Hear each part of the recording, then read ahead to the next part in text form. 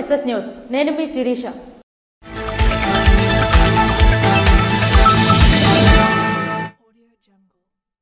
Indian Red Cross Society వారు senior professional first aid training ను 8 రోజుల పాటు నిర్వహించారు. Indian Red Cross Society Srikakulam జిల్లా శాఖ వారి ఆధ్వర్యంలో senior professional first aid training ను 8 రోజుల పాటు నిర్వహించి గురువారంతో పూర్తి చేశారు. జిల్లా నలుమూలల నుండి 26 మంది విద్యార్థులు ఈ కార్యక్రమంలో పాల్గొన్నారు.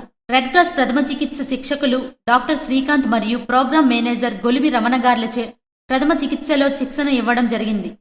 శిక్షణలో భాగంగా హై బీపీ, గుండెపోటు, సిపిఆర్ ప్రక్రియపై అవగాహన కల్పించారు. ఆపద సమయాల్లో గాయాలకు కట్లు కట్టుట, పాముకాటు, తేలుకాటు, గుండెపోటు వచ్చిన వారికి ప్రథమ చికిత్స, కరెంట్ షాక్ తగిలిన వారికి చికిత్స, రోడ్డు ప్రమాదాల్లో గాయపడిన వారికి, ఫిట్స్ వచ్చిన వారికి ప్రథమ చికిత్స వంటి అంశాలపై శిక్షణ ఇచ్చారు. సమాజంలో ప్రతి ఒక్కరూ ప్రథమ చికిత్స నేర్చుకుని ఆపదలో ఉన్న వారికి ప్రథమ చికిత్స చేసి పునర్జన్మనివ్వాలని మరియు రక్షించాలని cluster program manager G Adilingam మరియు ఏపీఎస్ఏసిఎస్ వారు తెలిపారు. ఈ కార్యక్రమంలో రెడ్ క్రాస్ జిల్లా secretary B Malleswararao, managing committee సభ్యులు పి శ్రీకాంత్ మరియు రెడ్ క్రాస్ సిబ్బంది, ఏవో నరసింహారావు, మేనేజర్ గురునాకర్ రావు తదితరులు పాల్గొన్నారు. విభిన్న ప్రతిభావంతుల వివరాలపై సర్వే ఫిబ్రవరి 24వ తేదీ వరకు జరగనుందని విస్తరణ అధికారి రాధాకృష్ణ తెలిపారు. విజయనగరం జిల్లా రాజాం నియోజకవర్గం రేగడి మండలం బూరాడు గ్రామంలో విభిన్న ప్రతిభావంతుల వివరాలపై రేగడి మండల బృందం సర్వేను ఫిబ్రవరి 24వ తేదీ వరకు జరగనుందని విస్తరణాధికారి రాధాకృష్ణ మరియు సిహెచ్ఓ సుందరేశ్వరరావు, న్యాయవాది జయలక్ష్మి తెలిపారు. ఈ సందర్భంగా వారు మాట్లాడుతూ పుట్టిన బిడ్డ నుండి 18 సంవత్సరాల వరకు పుట్టుకతో వచ్చే లోపాలు, పోషకాహార లోపాలు, బాల్యంలో వచ్చే వ్యాధులు మరియు అభివృద్ధి లోపాలతో బాధపడే వారిని గుర్తించి విజయనగరం నందు ప్రారంభ దశ చికిత్స కేంద్రంకు పంపించడం జరుగుతుందని తెలిపారు. ఈ కార్యక్రమంలో వైద్య ఆరోగ్య శాఖ సిబ్బంది, ఐసిడిఎస్ సూపర్వైజర్లు మరియు న్యాయవాదులు, పారాలీగల్ వాలంటీర్లు పాల్గొన్నారు. చేగోడియం గొంతుకు అడ్డుపడి 2 ఏళ్ల చిన్నారి మరణించింది. రణస్థలం మండలం లంకపేట గ్రామానికి చెందిన కిల్లారి ఈశ్వర్రావు శ్రీదేవల 2 ఏళ్ల కుమార్తె సోనాక్షిత చేగోడియం గొంతుకు అడ్డంగా పడి మరణించింది.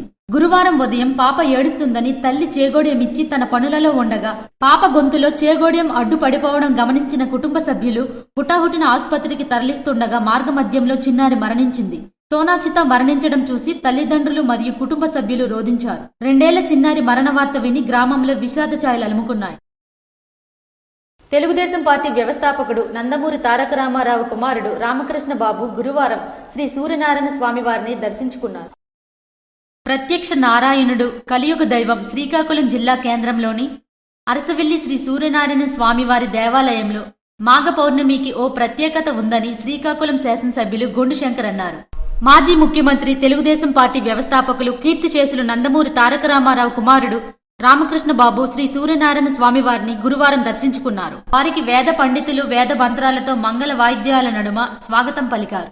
ఈ సందర్భంగా క్షీరాభిషేకం, ప్రత్యేక పూజలు జరిపారు. ఆలయ ప్రత్యేకతను, ఆలయ విశిష్టతను వారికి తెలిపారు. ఈ సందర్భంగా గొండు శంకర్ మాట్లాడుతూ సూర్యనారాయణ స్వామి వారికి ప్రత్యక్షంగా ప్రత్యేక పూజలు అందుకోవడంలో ఏకైక దేవాలయంగా అరసవిల్లి శ్రీ సూర్యనారాయణ స్వామి వారి దేవాలయమని, ఈ దేవాలయానికి ఏడాది పొడుగున ప్రత్యేక పూజా కార్యక్రమాలు జరుగుతాయని, అందులో భాగంగా మాఘ పౌర్ణమి పూజలు విశేషంగా జరుగుతాయని అన్నారు. అనంతరం అనివెట్టి మండపంలో వేద పండితులు ఆశీర్వచనం అందించారు.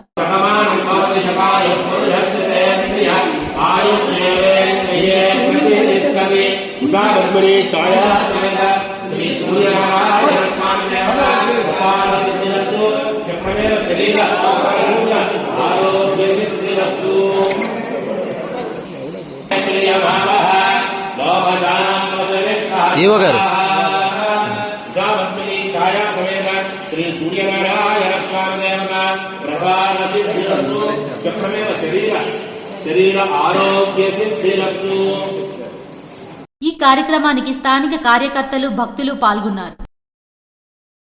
తోటపల్లి కాలువల ఆధునీకరణ పనులను నిలుపుదల చేయడం సరికాదని ఆంధ్రప్రదేశ్ రైతు సంఘం వారు ప్రభుత్వాన్ని డిమాండ్ చేశారు.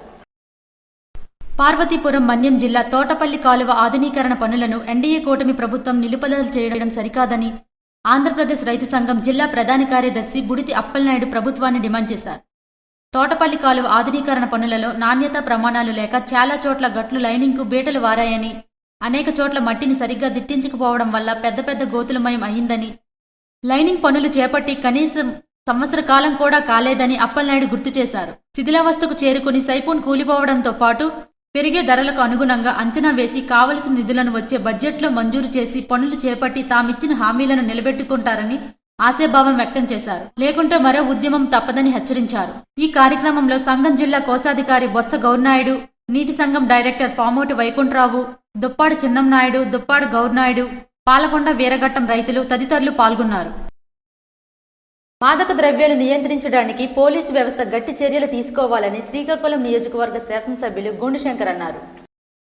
మాదక ద్రవ్యాల వైపు యువత చెడు మార్గానికి వెళ్లకుండా ఎన్ని చర్యలు చేపట్టినప్పటికీ గంజాయి వంటి మత్తు పదార్థాలు మార్కెట్లో సరఫరా కావడం ఆశ్చర్యంగా ఉందని, ఇటువంటి ప్రమాదకరమైన మాదక ద్రవ్యాలను నియంత్రించడానికి పోలీసు వ్యవస్థ గట్టి చర్యలు తీసుకోవాలని శ్రీకాకుళం నియోజకవర్గ శాసనసభ్యులు గుండుశంకర్ అన్నారు. శ్రీకాకుళం పట్టణంలోని పొట్టి శ్రీరాములు మార్కెట్ను మంగళవారం ఆయన పరిశీలించారు. పరిశీలిస్తున్న సమయంలో అనుమానాస్పదంగా ఉన్న ఇద్దరు యువకులను శాసనసభ్యులు గుండుశంకర్ పట్టుకున్నారు. ఈ రోజు పూర్తిగా చూశాను. చాలా నిరుపయోగంగా కనీసం 7 బ్లాకులు ఉంటే 5-6 బ్లాకులు నిరుపయోగంగా ఉండడం ఆశ్చర్యకరంగా ఉంది. అంతా లాక్లేసి తాళాలేసేసిన పరిస్థితి. బయట అందరూ రోడ్లపై అమ్ముతున్న పరిస్థితి.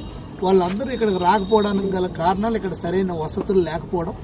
ఫ్లోర్ ఎక్కి చూసేసరికి ఆ మెట్ల మీద ఒక ఇద్దరు గంజాయి తాగడం, ఇది చాలా అత్యంత దారుణం. నా చేతికే దొరికింది, నేనే చూశాను కరెక్ట్గా గంజాయి తాగడం. సో అది కూడా పోలీస్ స్టేషన్కి అత్యంత దగ్గరలో ఉంది.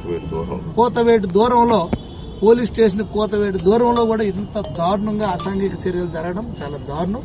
ఇప్పుడే ఎస్ఐ గారు ఫోన్ చేశాను. ఈ రోజు నుండి మార్కెట్ మీద కఠినమైన చర్యలు తీసుకుంటాం.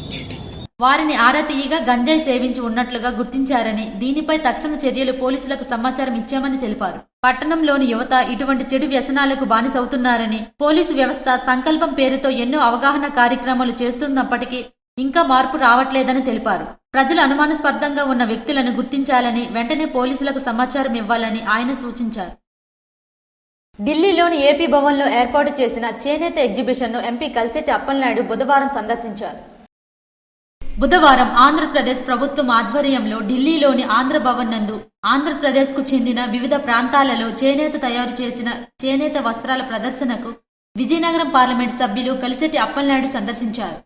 ఈ సందర్భంగా కలిశెట్టి అప్పలనాయుడు మాట్లాడుతూ, ముఖ్యమంత్రి నారా చంద్రబాబు నాయుడు ప్రోత్సాహంతో చేనేత వస్త్రాలపై ప్రధాని నరేంద్ర మోడీ కితాబు ఇచ్చారని అన్నారు. గౌరవనీయులు ప్రధానమంత్రి గారు నరేంద్ర మోదీ గారు ఆంధ్రప్రదేశ్ చేనేత వస్త్రాలపై వారు హర్షాన్ని ప్రకటించారు. నేను లాస్ట్ టైం జాతీయ చేనేత దినోత్సవం సందర్భంగా వస్త్రాలు కూడా ఇవ్వడం జరిగింది, వారు స్వయంగా వెళ్లి. ఆ సందర్భంలో వారు మాట్లాడుతూ ఆంధ్రప్రదేశ్ లో ఉన్న చేనేత వస్త్రాలు గాని, హ్యాండ్లూమ్ సంబంధించిన ఇవి గాని కితాబిచ్చారు. స్వయంగా నేను ప్రపంచ చేనేత దినోత్సవం నాడు విజయనగరం పార్లమెంట్లోని చేనేత కార్మికులు మోడీ చిత్రంతో తయారు చేసిన చేనేత వస్త్రాన్ని ఆయనకు అందించినప్పుడు కూడా చంద్రబాబు నాయకత్వంలో రాష్ట్రంలోని చేనేత కార్మికులకు న్యాయం జరుగుతుందని, చేనేత పరిశ్రమ అభివృద్ధి చెందుతుందని అన్నారు. నారా లోకేష్ ప్రతిపక్షంలో ఉండి కూడా మంగళగిరి నియోజకవర్గంలో చేనేత కార్మికుల అభివృద్ధి కోసం పడిన కష్టాన్ని, వారి కోసం ఏర్పాటు చేసిన వర్కింగ్ షెడ్లు చాలా మంది చేనేత కార్మికులకు అండగా ఉన్నాయని తెలియజేశారు. అదే మాదిరిగా విజయనగరం పార్లమెంటు పరిధిలోని చేనేత కార్మికులకు అండగా ఉండడానికి నా పార్లమెంటు మొదటి సంవత్సర నిధులతో ₹1 కోటి చేనేత రంగ అభివృద్ధికి ఖర్చు చేపడుతున్నానని ఆయన ఈ సందర్భంగా తెలిపారు.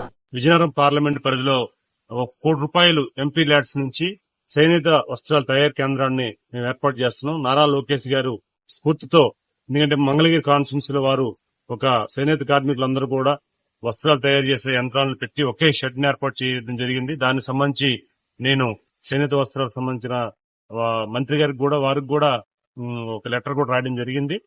దానికి సంబంధించి ఈ ఏడాదిలో ₹1 కోటి నిధిని మనం రాష్ట్రంలో తొలిసారిగా మనం ఏర్పాటు చేసుకుంటున్నాం. ఎంపీ ల్యాడ్స్ ని వాళ్ళు వినియోగించుకుంటున్నాం. ఎందుకంటే చేనేత కార్మికుల్ని మనం అందరం కూడా ఆదరించవలసిన అవసరం ఉంది. ప్రతి ఒక్కరూ చేనేత రంగాన్ని ఆదుకోవాలని, చేతనైనంత చేయాలని, పిల్లలకు కూడా చేనేత వస్త్రాలను ధరించడం నేర్పాలని వారు కోరారు. గత ప్రభుత్వంలో పూర్తిగా వాళ్ళు నిర్లక్ష్యం గురయ్యారు. ఈసారి వారిని మనం చేయూతిచ్చి వారిని ఆదుకోవాల్సిన అవసరం ఉందని సందర్భంగా మేము తెలియజేసుకుంటూ, ఖచ్చితంగా ప్రతి ఒక్కరూ చేనేత వస్త్రాలను ధరించి చేనేత కార్మికులకి, చేనేత రంగానికి చేయూత ఇవ్వాలని ఈ సందర్భంగా మీ ద్వారా తెలియజేసుకుంటున్నాను. Thank you. గుమ్మపాడు పంచాయతీ సమస్యలను సారవకోట మండల టీడీపీ అధ్యక్షులు Kattiri Venkataramana Srikakulam AP EPDCL superintendent ఇంజనీర్తో కలిసి పరిశీలించారు. శ్రీకాకుళం జిల్లా సారవకోట మండలం టీడీపీ అధ్యక్షులు కత్తిరి వెంకటరమణ గురువారం శ్రీకాకుళం ఏపీ ఈపీడీసీఎల్ సూపరింటెండెంట్ ఇంజనీర్ను కలిసి గుమ్మడం పంచాయతీ సమస్యలు వివరించారు. ఈ మేరకు స్థానిక సిబ్బందికి ఆదేశాలు జారీ చేశారు. Assistant executive engineer Bejji Ramesh, junior engineer D శశిభూషణరావుతో కలిసి క్షేత్రస్థాయిలో సమస్యలను పరిశీలించారు. సమస్యలను పరిష్కరించేందుకు ఎస్టిమేషన్ తయారు చేసి ఉన్నతాధికారులకు సమర్పించారు. త్వరితగతిన పనులు చేసి సమస్యను తీర్చడానికి సహకరిస్తామని అధికారులు వారికి తెలియజేశారు. బుధవారం కేంద్ర మంత్రి గడ్కారీని ఎచ్చెర్ల ఎమ్మెల్యే నడిగుదిటి ఈశ్వర్రావు మర్యాదపూర్వకంగా కలుసుకున్నారు. కేంద్ర రోడ్డు రవాణా మరియు రహదారుల మంత్రిత్వ శాఖ మంత్రి నితిన్ గడ్కారీని ఎచ్చెర్ల నియోజకవర్గ శాసనసభ్యులు నడిగుదిటి ఈశ్వర్రావు మరియు బీజేపీ అధ్యక్షురాలు దగ్గుపాటి పురంధేశ్వరితో కలిసి బుధవారం న్యూఢిల్లీలో మర్యాదపూర్వకంగా కలిశారు. ఈ సందర్భంగా నడిగుదిటి ఈశ్వర్రావు మాట్లాడుతూ నియోజకవర్గంలో అవసరమైన రహదారులు, బ్రిడ్జ్ల నిర్మాణానికి నిధులు కేటాయించాలని రహదారుల మంత్రిత్వ శాఖ మంత్రి నితిన్ గడ్కారీని కోరారు. ఈ సందర్భంగా నితిన్ గడ్కారీ మాట్లాడుతూ ఎమ్మెల్యేగా గెలిచినందుకు అభినందనలు తెలియజేస్తూ నా వంతు సహకారం అందిస్తానని, నిత్యం ప్రజల్లో ఉంటూ సర్వీసు అందించి పార్టీకి, ప్రభుత్వానికి మంచి పేరు తీసుకుని రావాలని కేంద్ర మంత్రి నితిన్ గడ్కారీ ఎన్ఈఆర్ను సూచించారు. ఇవి ఈనాటి వార్తలు. మరిన్ని వార్తలతో మళ్లీ కలుద్దాం. చూస్తూనే ఉండండి SS న్యూస్.